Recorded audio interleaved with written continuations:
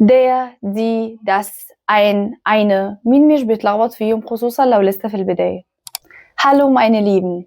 In diesem Video lernen wir die Artikel auf Deutsch. Die Artikel. في الفيديو ده هنتعلم مع بعض الأدوات بتاعة الكلمات. كل كلمة في اللغة الألمانية ليها جنس، يا إما بتكون مذكر يا إما بتكون مؤنث يا إما بتكون محايد.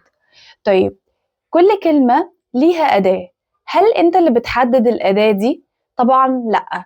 كل كلمة بيكون ليها أداة أصلا موجودة، أنت ما عليك غير أن أنت بتحفظ الأداة مع الكلمة. بتحفظ الأداة كأنها جزء من الكلمة، مش بتحفظ الكلمة في البداية أو تقول أنا هحفظ الكلمة دلوقتي وبعد كده هحفظ الأدوات دي بعدين. لأ، أنت من البداية هتحفظ كل كلمة مع الأداة بتاعتها، عشان الأداة دي بيتوقف عليها كل حاجة بعد كده في الجراماتيك وفي الكلام. هي بجد بجد مهمة جدا. sehr wichtig. تمام؟ فالأداة جزء لا يتجزأ من الكلمة، لازم نبقى عارفين النقطة دي. فيلا بينا ناخد الأدوات في اللغة الألمانية. بس قبل ما نبدأ ما تنساش تعمل لايك للفيديو واشتراك للقناة عشان يوصلك الفيديوز الجديدة. فيلا بينا نبدأ. الارتكل في اللغة الألمانية عندي بتنقسم لحاجتين: bestimmte Artikel وunbestimmte Artikel. bestimmte Artikel وunbestimmte Artikel. الbestimmte Artikel هي بالعربي كده معناها أدوات المعرفة. زي إيه عندنا في العربي؟ زي الألف واللام. هي يعني بقمة البساطة هي بتدي نفس المعنى اللي بتديه الألف واللام عندنا، فهو ده معنى الbestimmte Artikel اللي هي أدوات المعرفة. طيب إيه هم أدوات المعرفة دي؟ عندي der للمذكر der. Zum Beispiel das ist der Ball. Das ist der Ball. طيب عندي إيه كمان؟ عندي das هي الحاجة اسمها neutral. neutral ده اللي هو المحايد. المحايد أنا ماليش دعوة بالحاجة اللي بره، ماليش دعوة بالكائن أو الحاجة المادية الملموسة اللي بره اللي أنا بتكلم عليها. محايد هنا نوع الكلمة، نوع الكلمة نفسها محايد. فممكن أقول das ist das Mädchen. das ist das Mädchen. das ist das Mädchen. Mädchen دي فتاة. فتاة بالنسبة لك أنت لا، هي دي مؤنث. بس زي ما قلت أنا في الارتكل في الدويتش مش بيكون بيعتمد بشكل أساسي على الحاجة اللي أنا بتكلم عليها، هو بيكون في نوع الكلمة نفسها. عشان كده أنت مش بتتعب نفسك، أنت بتحفظ كل كلمة بالارتكل بتاعها عشان ما تتلخبطش. تالت حاجة معايا وهو دي للفيمينين. فيمينين اللي هي المؤنث. zum Beispiel das ist die Frau. die Frau. عندي آخر حاجة وهي دي للبلورال. دي للجمع. دي للجمع zum Beispiel das sind die Blumen. das sind die Blumen. فعندي دي للفيمينين ودي للبلورال. طيب إيه اللي بيفرق عندي؟ اللي بيفرق هو سياق الكلام. تاني حاجة معايا في الارتكل وهو الunbestimmte Artikel. الunbestimmte Artikel هي أدوات النكرة. يعني إيه أدوات النكرة؟ يعني إن الكلمة أو حالة الكلمة عندي تكون في حالة نكرة، يعني هي مش معروفة بالنسبة لي. هناخد دلوقتي معنى إيه الكلام ده. طيب الunbestimmte Artikel هم حاجتين: يا إما ein يا إما eine. يا إما ein يا إما eine. طيب إمتى هستخدم ein وإمتى هستخدم eine؟ هستخدم ein مع الماسكولين. ein مع الماسكولين أو مع النويترال، مع المذكر أو مع المحايد. طيب إيه هما المذكر والمحايد؟ هما نفس اللي كانوا من شوية بياخدوا der أو بياخدوا das. يبقى الكلمة اللي بتاخد der ممكن تاخد ein لو هي في حالة النكرة. الكلمة اللي بتاخد das برضو نفس الكلام، لما بتكون في حالة نكرة بتاخد ein. فأين عندي مشتركة في الحاجتين دول. طيب eine بتكون مع الفيمينين، مع المؤنث. يعني لما تبقى كلمة مؤنث، كلمة أصلها بياخد دي، بس جت معايا في حالة نكرة تمام، بستخدم لها eine. طب البلورال الجمع، البلورال في حالة النكرة مش بيكون ليه أي article، بيجي كده الكلمة بس بتيجي لوحدها من غير دي بتاعتها أصلا، هو كده بالنسبة لها هي في حالة نكرة. دلوقتي هناخد مع بعض Beispiele أوضح لكم فيها الفرق ما بين البestimmte Artikel والunbestimmte Artikel. هاخد أول حاجة مع الماسكولين، مع المذكر. لو أنا دلوقتي قلت der Mann hat mir geholfen، der Mann hat mir geholfen، der Mann hat mir geholfen، الراجل ساعدني. طيب der Mann ده كده معناه طالما أنا استخدمته بالشكل ده يبقى المان أو الرجل ده هو بالنسبة لي وبالنسبة لك هو حد إلى حد ما معروف مين هو، أو كنت بتكلم عليه من شوية فرجعت ذكرته مرة تانية.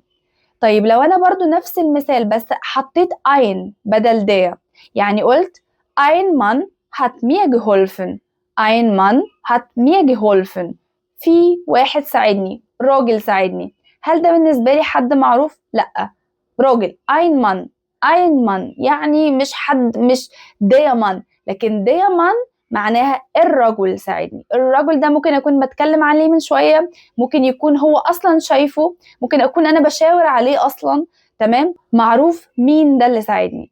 لكن لما أقول ein Mann hat mir geholfen يبقى ein Mann ده بالنسبة لي وبالنسبة للي بتكلم معاه هو شخص غير معروف.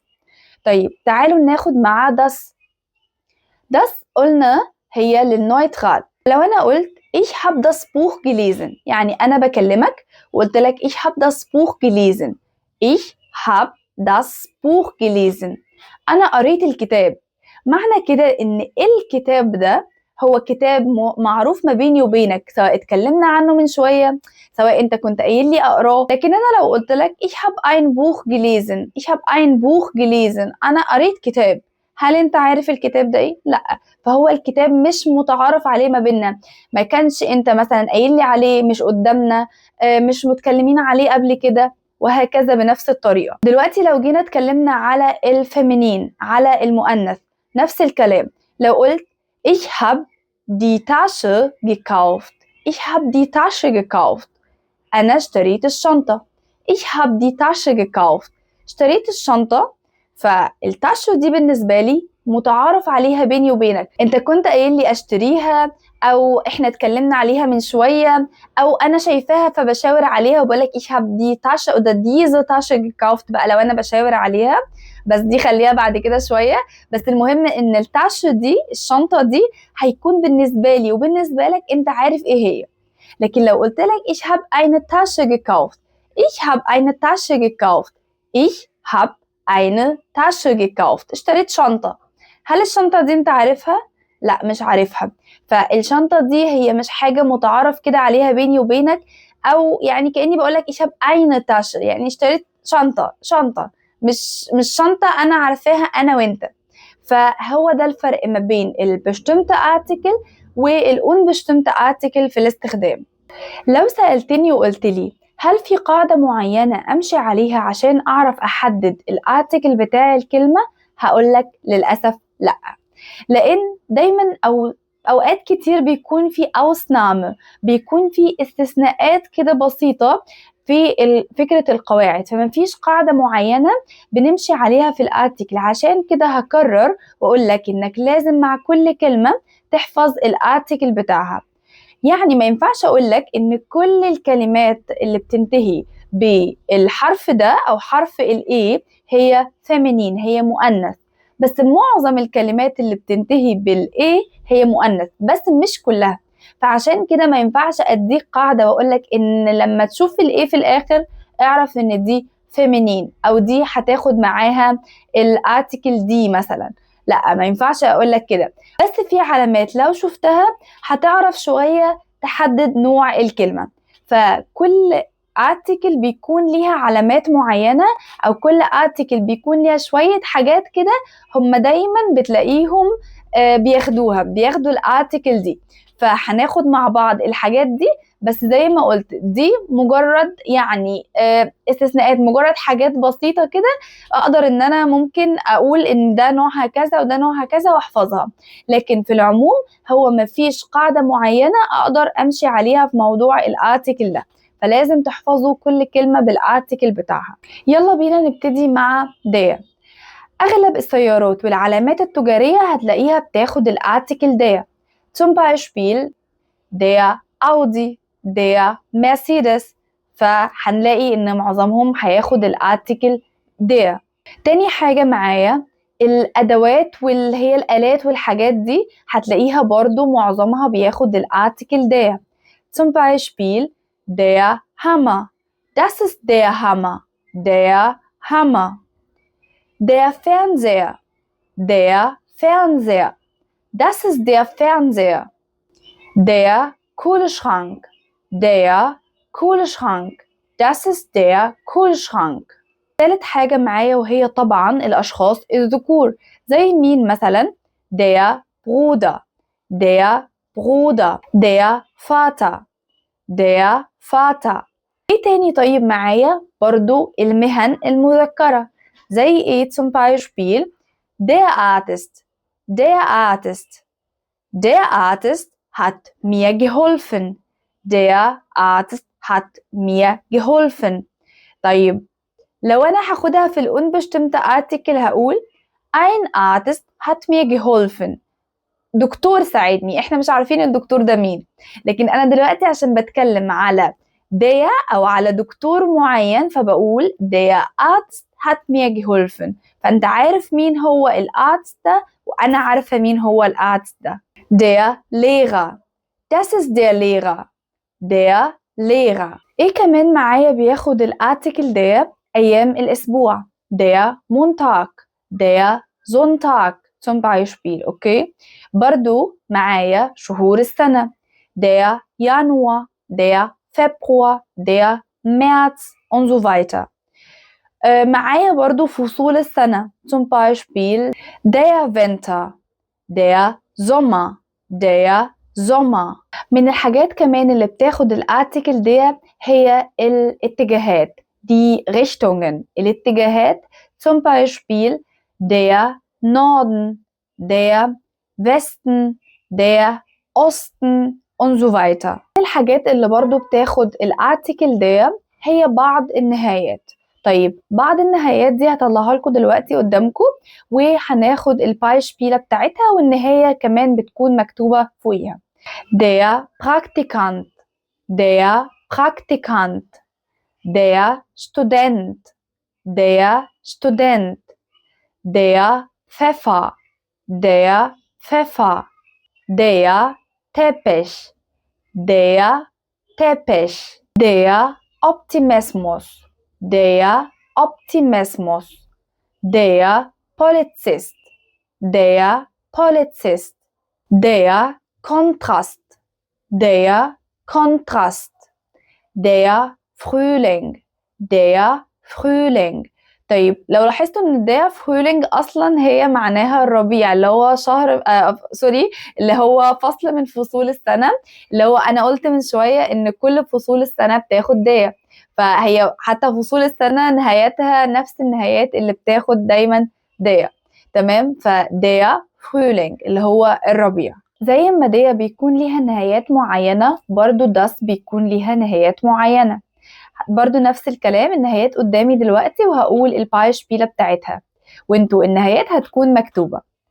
das Dokument، das Dokument، das Studium، das Studium، das Mädchen، das Mädchen، das Thema، das Thema، das System، das System، das Verhältnis، das Verhältnis. برضه من الحاجات اللي بتاخد معايا das هي Sprache، اللغة zum Beispiel das Deutsch، das Arabisch، das English. تالت حاجة هتكلم عنها دلوقتي هي دي اللي هي بتاعة الفيمينين، بتاعة المؤنث. طيب بستخدمها امتى او بتيجي امتى؟ هلاقي ان غالبا بتدل على الكلمات اللي هي بتكون مؤنث، او بتدل على الكلمات اللي هي بتكون يعني شخصيات مؤنثة بمعنى اصح. طبعا مش دايما زي ما قلت، بس غالبا زي zum Beispiel die Mutter. Das ist die Mutter. برضو die Frau. Die Frau. Die Frau. Das ist die Frau. اوكي. ايه تاني برضو معايا؟ زي ما كان دي بتاخد معاها الشخصيات او المهن المذكرة، فدي بتاخد معايا المهن المؤنثة. يعني zum Beispiel die Lehrerin. Die Lehrerin. Das ist die Lehrerin. معظم النهايات اللي بتنتهي بحرف ال A بتكون برضو بتاخد الارتيكل دي، بس زي ما قلت مش كلها، بس معظمها. او لما هشوف الكلمة اخرها A اقول ان دي مؤنث. يعني معظم الكلمات بصراحة هي معظمها فعلا بتكون مؤنثة. برضو معايا بعض النهايات اللي بتكون لما بشوفها بعرف ان برضو الكلمة بتاخد الارتيكل دي. طيب يلا بينا نشوف النهايات دي. Die Krankheit. Die Krankheit. Die Möglichkeit. Die Möglichkeit. Die Freundschaft. Die Freundschaft. Die Bewegung. Die Bewegung. Die Garantie. Die Garantie. Die Arroganz. Die Arroganz. Die Politik. Die Politik. طيب دلوقتي هناخد مع بعض دي بتاعة البلورال، بتاعة الجمع. هي مفيهاش كلام كتير، هو لما بكون الحاجة أي كلمة من الكلمات اللي فاتت، سواء كان الارتيكل الأصلي بتاعها ديا داس دي بتاعة الفيمينين، اي كلمه انا هحطها في البلورال هجمعها هستخدم لها دي. مش هقول لا اصل دي كانت داس طب ازاي احولها دي، لا، اي كلمه بلا استثناء، اي كلمه هحولها للبلورال هحط لها الارتيكل دي. بس طبعا الكلمات لما بتكون في حالة البلورال شكلها بيتغير، ساعات بتفضل زي ما هي، ساعات بحط لها حرف، طبعا على حسب كل كلمة. zum Beispiel die Sprachen. Die Sprachen. Die Blumen. Die Blumen. Die Bücher. Die Bücher. Die Äpfel. Die Äpfel. Die Lampen. Die Lampen. Die Kinder. Die Kinder. فمثلا كلمة دي كيندا اللي هي أصلها das Kind اللي هو الطفل، لما بجمعها بتبقى دي كيندا. دلوقتي هناخد مع بعض كام بايشبيل كده صغيرين هناخدهم وهنتعلم فيهم كام كلمة جديدة. Der Lehrer ist nett. Der Lehrer ist nett. Der Lehrer ist nett. Die Lampe ist neu. Die Lampe ist neu. Die Lampe ist neu. Das Auto ist teuer. Das Auto ist teuer. Das Auto ist teuer. Die Blumen sind rot. Die Blumen sind rot. Die Blumen sind rot. بس كده انا خلصت، واتمنى فعلا تكونوا استفدتوا. اكتبوا لي في الكومنتس لو فعلا بتستفيدوا من الفيديوهات، لان الكومنتس بتاعتكم بجد بتفرق معايا. بس اشوفكم المره الجايه، ما تنسوش تعملوا لايك للفيديو واشتراك في القناه. Und bis zum nächsten Mal. Ciao.